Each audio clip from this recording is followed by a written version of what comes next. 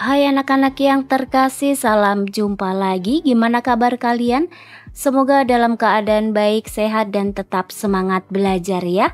Hari ini kita bertemu lagi untuk bersama-sama belajar materi pelajaran yang ke-8 untuk pendidikan agama Katolik kelas 5 dengan judul Maria dan Elizabeth menanggapi rencana Allah. Dalam pelajaran ini kita diajak untuk memahami peristiwa-peristiwa keajaiban Allah dalam kehidupan kita sehari-hari, dan kita diajak untuk bersyukur dan memuliakan Allah seperti kidung dari Maria. Anak-anakku yang terkasih, pernahkah kalian mendengar kata ajaib? Ya, pastinya dong ya, sudah sering mendengar kata itu. Lalu apa artinya? Ajaib itu ada yang mengartikan sesuatu yang mengherankan, sesuatu yang unik, sesuatu yang tidak biasa, sesuatu yang terjadi tidak biasanya. Seperti itu ya, ada yang mengatakan amazing banget, miracle atau apa saja ya.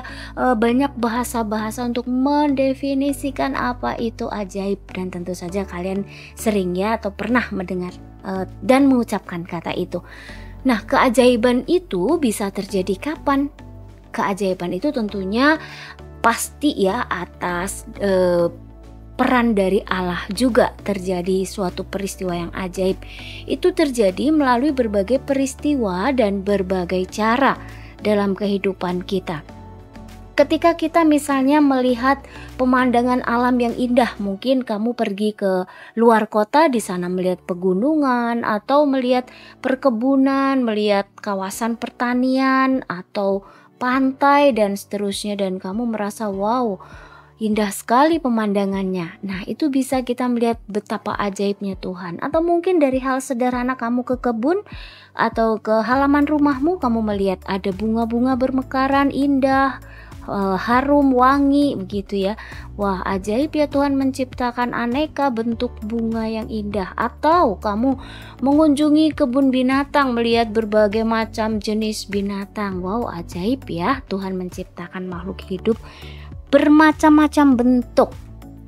Nah, selain melalui alam sekitar yang bisa kita lihat, keajaiban itu juga bisa terjadi pada diri sesama di sekitar kita atau yang terdekat nih. Keajaiban bisa kita alami melalui orang tua, saudara, teman-teman, sahabat, dan masih banyak lagi ya.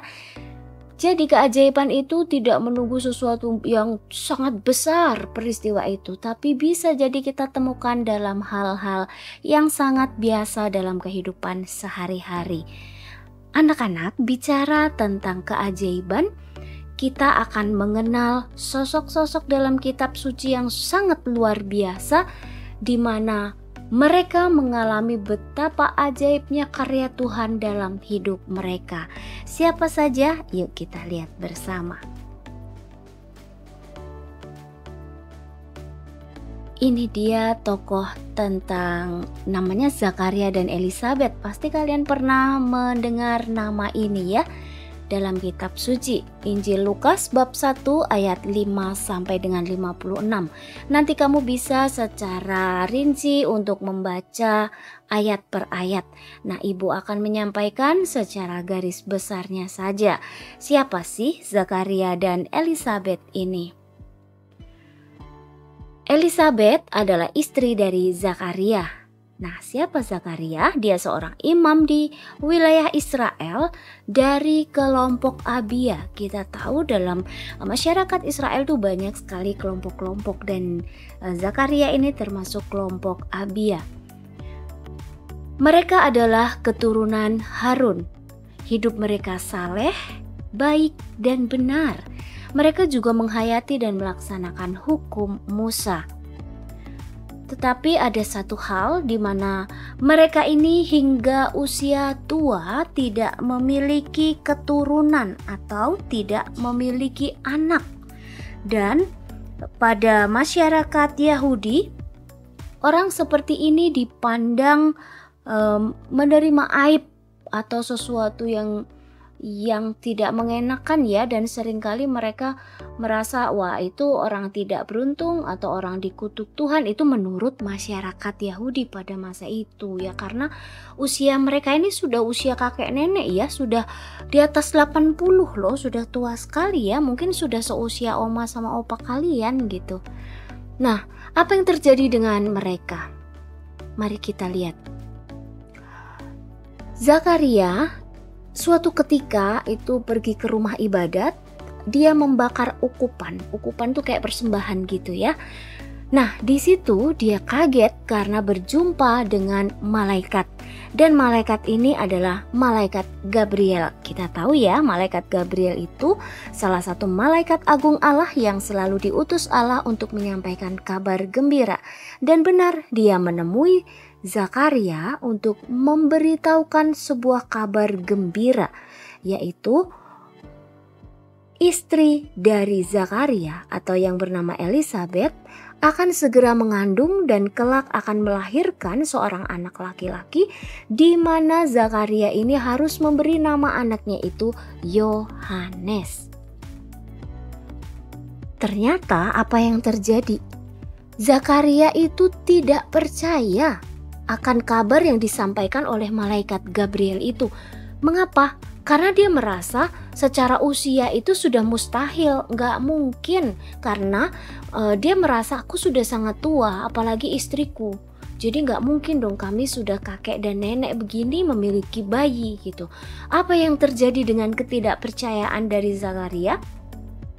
Saat itu juga dia bisu. Kalian tahu ya bisu apa? Gak bisa ngomong. Nah, kebisuan yang dialami oleh Zakaria ini sampai 9 bulan lebih ya. Artinya selama Elisabeth mengandung, disitulah Zakaria itu tidak bisa bicara. Tetapi suatu keajaiban terjadi. Pada saatnya anaknya dari mereka itu dilahirkan, Zakaria bisa bicara lagi. Dan anaknya pun diberi nama sesuai yang diinformasikan, diberitahukan oleh malaikat, yaitu Yohanes.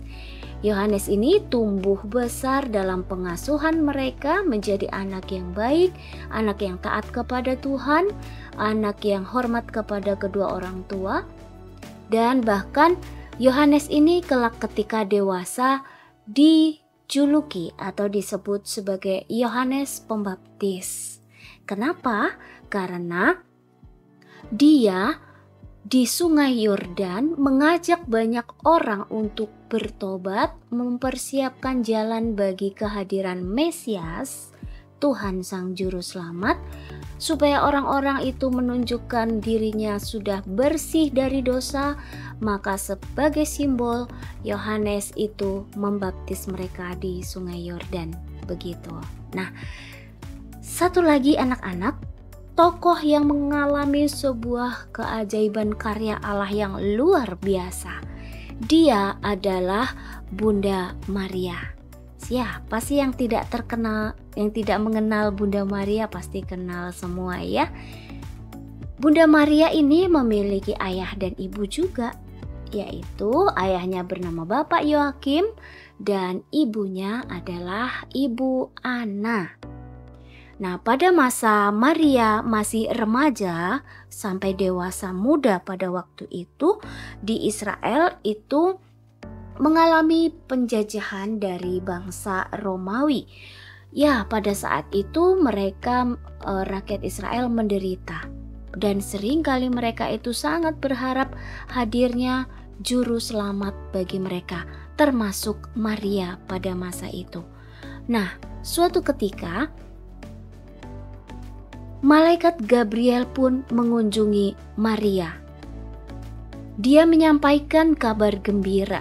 Ada 2 kabar gembira yang disampaikan. Yang pertama, bahwa Maria akan mengandung seorang anak laki-laki yang harus diberi nama Yesus. Dan kabar gembira yang kedua adalah saudara sepupu Maria yang bernama Elisabeth. Saat di mana malaikat menyampaikan kabar ini, Elisabeth sudah mengandung. Dan kehamilannya pada saat itu berusia 6 bulan. Wow, apa yang terjadi? Maria tentu saja awalnya kaget ketika dia dipilih. Loh, aku dipilih. Tapi ada ketakutan tersendiri, aku kan belum bersuami ya. Lalu bagaimana ini gitu kan? Malaikat mengatakan bahwa Roh Kudus akan turun atasmu. Anak yang kau kandung itu bukan anak sembarang anak, tapi dia adalah Allah yang menjelma menjadi manusia. Dialah juru selamat. Maka apa yang terjadi? Bunda Maria ini merasa sesuatu yang luar biasa. Dia bahagia karena dia rupanya terpilih menjadi ibu bagi Allah yang akan hadir ke dunia. Lalu dia berkata, "Aku ini hamba Tuhan, terjadilah padaku menurut perkataanmu itu." Dia juga bahagia banget. Kebahagiaannya tidak hanya sekedar ketika dia dipilih menjadi ibu dari Yesus, yaitu Allah yang hadir ke dunia dalam wujud manusia itu. Kegembiraannya juga semakin lengkap karena dia mendengar bahwa Elizabeth sudah mengandung. Maka dia punya rencana untuk mengunjungi saudara sepupunya ini. Nah, kabar gembira itu disimpan baik-baik di dalam hati Maria. Dan Maria pun meminta izin kepada orang tuanya untuk bertemu dengan Elizabeth, saudara sepupunya yang sedang mengandung. Ketika bertemu dengan Elizabeth, sesuatu hal yang luar biasa terjadi, yaitu ketika Maria memberi salam kepada Elizabeth, bayi yang ada di dalam perutnya Elizabeth itu melonjak kegirangan. Loh, kok bisa? Ya, babynya itu tahu dari Roh Kudus bahwa di hadapannya itu bukan sembarang perempuan, tetapi dia adalah perempuan yang terpilih oleh Allah. Maka baby kecil yang ada di perutnya Elizabeth pun senang dengan kehadiran Bunda Maria. Maka Bunda Maria pun di hadapan Elizabeth menyampaikan pujian kepada Allah. Maria mengungkapkan iman kepercayaannya bahwa Allah adalah juru selamat. Allah dirasakan Maria telah memperhatikan orang-orang rendah seperti dirinya, juga saudaranya Elizabeth, orang-orang miskin, orang-orang lapar. Tidak hanya itu, Allah yang namanya Maha Kudus itu telah melakukan perbuatan ajaib, yaitu memilihnya menjadi ibu bagi kelahiran putranya. Hal ini sungguh membahagiakan Maria. Dan segala keturunan akan menyebut Maria bahagia karena tidak setiap orang dipilih menjadi ibu bagi Tuhan. Nah, anak-anak yang terkasih, saatnya pun tiba. Yesus lahir. Yesus lahir pada masa pemerintahan Raja Herodes. Dan kelahiran Yesus pun di tempat yang sangat sederhana seperti yang kita ketahui. Dia lahir di sebuah kandang domba, dibaringkan di palungan, dibungkus dengan kain lampin. Sederhana sekali ya. Begitulah Yesus hadir dalam kesederhanaan. Anak-anak yang terkasih, Maria menjadi perantara kelahiran Yesus Sang Juru Selamat Tuhan kita. Elizabeth menjadi perantara kelahiran Yohanes Pembaptis yang mempersiapkan jalan bagi kehadiran dan karya Yesus. Semua terjadi secara ajaib di mata Zakaria, Elizabeth, dan Maria, sehingga Maria melambungkan pujian kepada Allah. Yang kita mengenal pujian Maria ini disebut dengan Kidung Magnificat. Anak-anak yang terkasih, demikian tadi pelajaran yang bisa kita pelajari bersama untuk hari ini. Betapa karya Tuhan luar biasa dalam hidup manusia, dalam hidup kita semua. Mari kita mensyukuri setiap karya Tuhan yang terjadi dalam kehidupan sehari-hari. Anak-anak, sekian dulu pelajaran kita hari ini. Sampai bertemu dalam pelajaran berikutnya. Tetap jaga kesehatan, tetap percaya kepada Tuhan bahwa Tuhan Maha Baik terhadap kita semua dan kita bawa kebaikan kepada banyak orang. Sampai jumpa lagi. Terima kasih untuk semuanya.